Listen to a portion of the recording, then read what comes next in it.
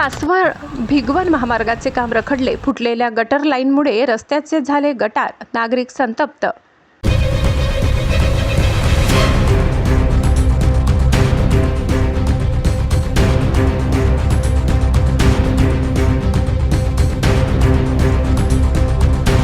Soupy परिसरातील नागरिकांना सध्या दुहेरी समस्येचा सामना करावा लागत आहे.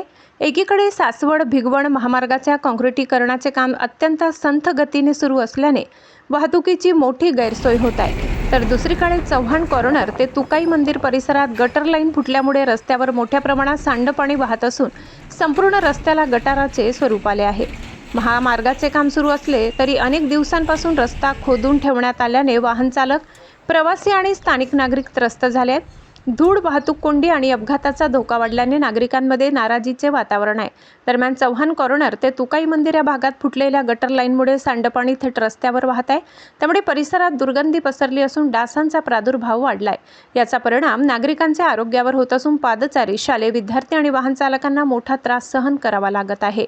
स्थानिक नागरिकांच्या म्हणण्यानुसार संबंधित विभागाकडे वारंवार तक्रारी करूनही अद्याप कोणतीही ठोस कार्यवाही झालेली नाही. त्यामुळे नागरिकांमध्ये तीव्र संताप व्यक्त होत आहे.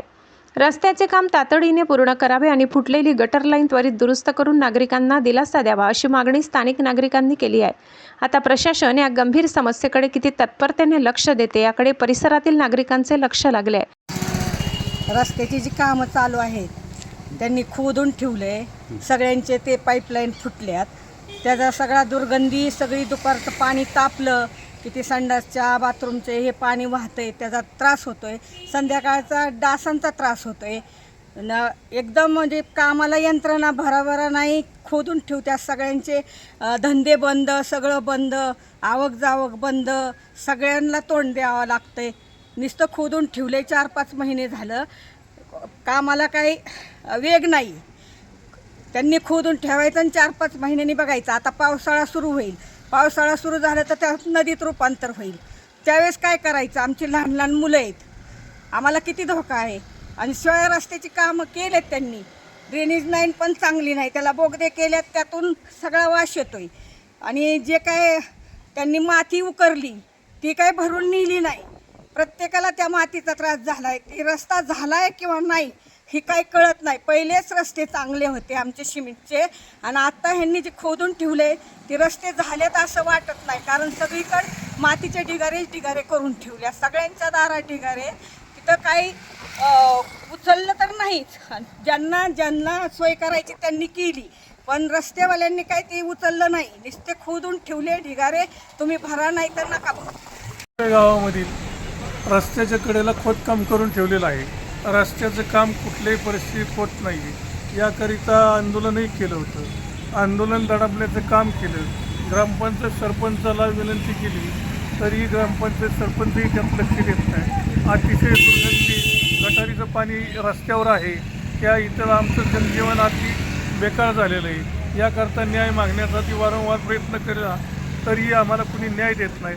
तरी आमची अपेक्षा आहे की लवकरात लवकर रस्ता पूर्ण करून घेण्यात यावा. माझ्या घराजवळ संपूर्ण गटारीचं पाण्याचं जवळ साठलेलं आहे. त्याच्यामुळं डास, निमोनिया होण्याची शक्यता आहे. हे काम लवकरात लवकर रस्त्यामुळं हे पाणी साठलेलं आहे. हे काम लवकरात लवकर पूर्ण करून आमच्या आरोग्याची सेवेची हे करावी.